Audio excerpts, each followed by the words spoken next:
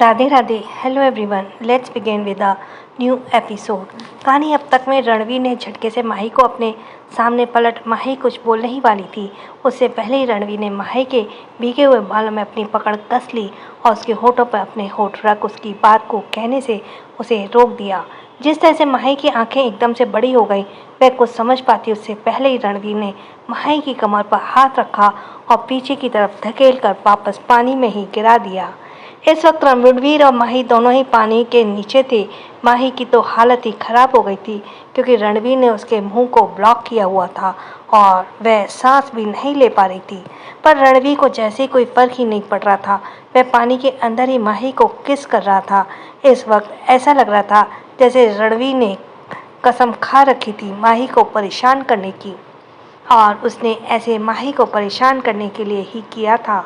अब आगे कुछ देर बाद रणवीर पूल में खड़ा हो गया और माही से थोड़ा दूर होकर उसके चेहरे को देखने लगा, जो हाँफते हुए गुस्से में रणवीर को देख रही थी। उसने गुस्से से रणवीर के सीने पे मारा और कहा, तुम गंदे कहीं के, हमेशा मुझे परेशान करते हो। कहते हुए माही ने रणवीर को खुद से दूर किया और संभल कर सीढ़ियों की तरफ जाने लगी। वहीं रणवीर ने हंसते हुए अपने दोनों हाथ उसके गीले बालों में फेरे। ये कहना गलत नहीं होगा, इस वक्त रणवीर की मस्कुलर बॉडी पानी में पूरी तरह से भीगी हुई थी। वह बिल्कुल एक किलर लुक में नजर आ रहा था। माही सीढ़ियाँ चढ़ते हुए ऊपर चढ़ गई और रूम की तरफ भाग गई। रणवीर ने अपनी आंखें कसकर बंद की और उस मोमेंट को याद करते हुए उसके होठों पर एक हल्की सी स्माइल आ गई। उसका अभी पानी से बाहर निकलने का बिल्कुल भी मन नहीं था, इसलिए वह पीछे की तरफ होते हुए वापस पानी में चला गया, जैसे स्विमिंग पूल का ठंडा पानी उसके अधूरे अरमानों को राहत पहुंचा रहा हो। माही रणवीर को पता नहीं कौन कौन सी गालियां देते हुए अंदर आई और वॉशरूम में घुस गई। पता नहीं खुद को समझते क्या है, मैं मर जाती तो उनकी इकलौती बीवी हूँ, इतनी भी परवाह नहीं है क्या मेरी। कुछ देर बाद माही वॉशरूम में टॉवल लपेट कर बाहर निकली। रणवीर अभी तक रूम में नहीं आया था, पर माही की गालियां अभी भी कंटिन्यूअस चल रही थी। माही ने कबर्ड ओपन किया तो देखा वहाँ भी माही की ड्रेसेस हैं। उसे याद आया कि रणवीर ने कहा था कि उसकी जितनी भी प्राइवेट वाला हैं वहाँ सभी जगह माही के लिए कपड़े पहले से इसमें अरेंज करवा दिए गए हैं। उसने अपने लिए एक ड्रेस निकाली और उसे चेंज करने के लिए चेंजिंग रूम में चली गई।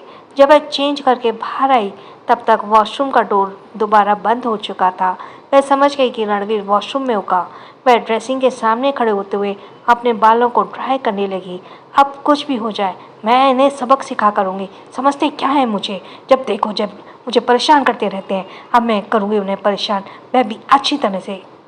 अच्छा, तो तुम अब मुझे परेशान करोगी? क्या वाकई में तुम ऐसा कर सकती हो? रणवीर ने कहा।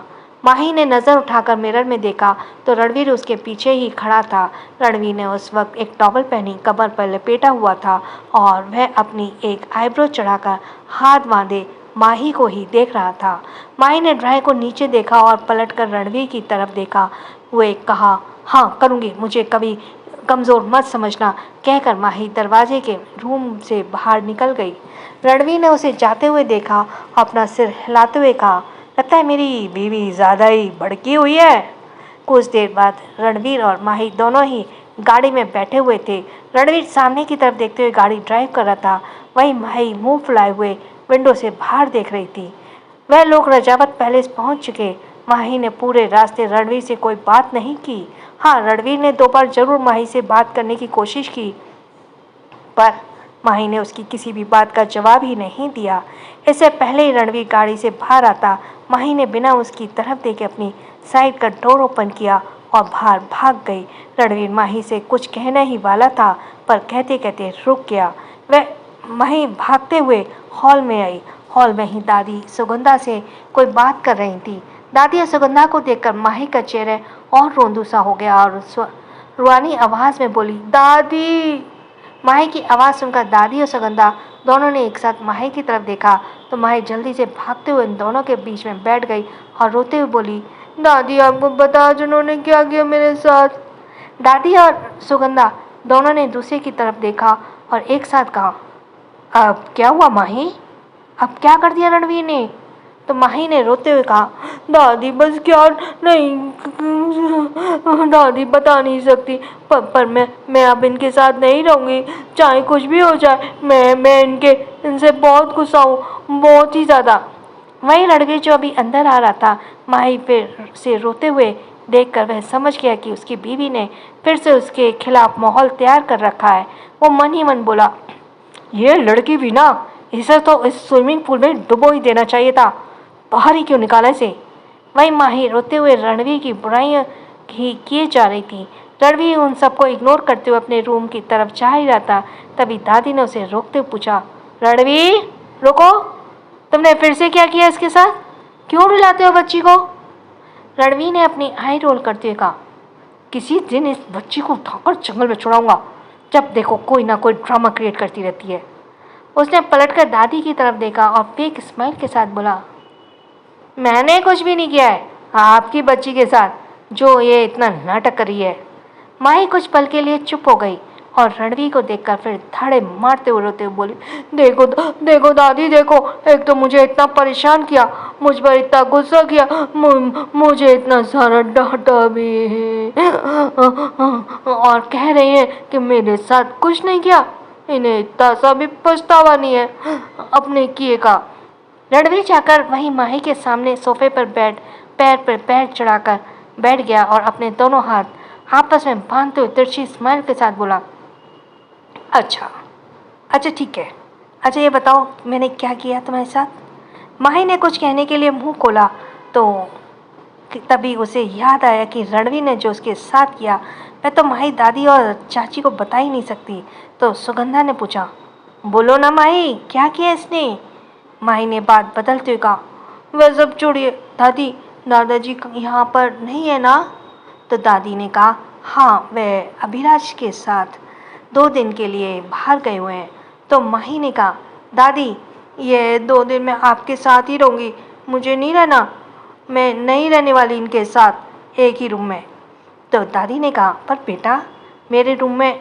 दादी अपनी बात पूरी कर पाती तभी रणवीर ने थोड़ा सा तेज आवाज में कहा, क्या कहा तुमने, तुम दादी के साथ रहोगी, चुपचाप अपने रूम में रहो, भूलो मत शादी हो गई है तुम्हारी। माही ने कहा, नहीं रहूँगी बस, और अगर मुझे अपने रूम में रहना है तो तुम जाकर गेस्ट रूम में रहो, समझे। रणवीर ने कहा, अच्छा मैं देखता हूँ तुम कैसे अपने रूम में नहीं आती हो। कहकर रणवीर जैसे ही सोफे से खड़ा होने लगा, माही ने कसकर दादी को पकड़ लिया और कहा, देखा देखा दादी, ये ऐसे ही मुझे धमकियाँ देते रहते हैं, मैं मासूम बच्ची कुछ कहती नहीं हूँ, इस बात का फ़ायदा उठाते हैं। वहीं माही की हरकतें देखकर सुगंधा को बड़ी हंसी आ रही थी, पर वो अपनी हंसी दबाए बैठी हुई थी। दादी ने रणवीर को डांटते हुए कहा, रणवीर जब तुम मेरे सामने ऐसे बिहेव कर रहे हो तो माही के साथ, तो अकेले में पता नहीं कितना डराते होंगे ना बच्ची को। रणवीर ने कहा, आपकी ये मासूम बच्ची पूरी शैतान की नानी है, आपको क्या लगता है कि मैं ये सुनने वालों में से एक है, एक की 10 बातें सुनाती है। ऐसा कहकर रणवीर सीढ़ियों की तरफ बढ़ गया। दादी और सुगंधा ने प्यार से माही के सिर पर हाथ फेरते हुए कहा, नहीं माही चिंता मत करो, अब माँ जी ने रणवीर को डांट दिया ना, अब रणवीर तुम्हें नहीं डांटेगा, पर बेटा तुम अपने रूम में ही रहो, तुम्हारी अभी नई नई शादी हुई है, ऐसे में तुम्हारे अपने पति से अलग रहना सही नहीं है। तो दादी ने कहा, कोई बात नहीं सुगंधा, अभी बच्ची नाराज़ है ना, रहने दो इसे मेरे पास, जब उसका मूड ठीक हो जाएगा वह खुद ही चली जाएगी। और फिलहाल यह तय था कि माई 2 दिन तक दादी के साथ रहने वाली थी। वहीं रणवीर फ्रस्ट्रेटेड होते हुए अपने रूम में आया और वहाँ रखी कॉफ़ी टेबल को किक करते बोला, प्यार भी हुआ तो इस नौटंकी से एक मौका नहीं छोड़ती मुझे गुस्सा दिलाने का, और अब गुस्सा करो तो इसे रोना आ जाता है और रोकर पूरे घर को दुखियारी बच्ची बना जाती है। मन में तो आता है इसे बोरी में भरकर किसी जंगल में छुड़ाऊं, इडियट। वहीं दादी की रजामंदी से माही ने भी राहत भरी सांस ली, क्योंकि रणवीर की शक्ल देखकर ही वह समझ गई थी कि अगर मैं रणवीर के साथ उसके रूम में गई तो रणवीर उसकी अच्छी से बैंड बजा देगा, क्योंकि माही ने दादी से रणवीर की डांट पड़वाने के लिए अपनी तरफ से भी कई सारी बातें जोड़कर दादी को बोला था। यह तो माही का गजब का टैलेंट था, वह तो पूरे रास्ते यही सोच रही थी कि कौन कौन सी बातों से दादी रणवीर को डांट सकती हैं, और वही हुआ। यह माही और रणवी की क्यूट सी लव स्टोरी खट्टी मीठी नोक झोंक के साथ आगे बढ़ रही है, लेकिन वहीं दूसरी तरफ उन दोनों के बीच दूरियां पैदा करने की साजिश रची जा रही है। So thanks for listening. छोटों को प्यार, बड़ों को सम्मान। राधे राधे।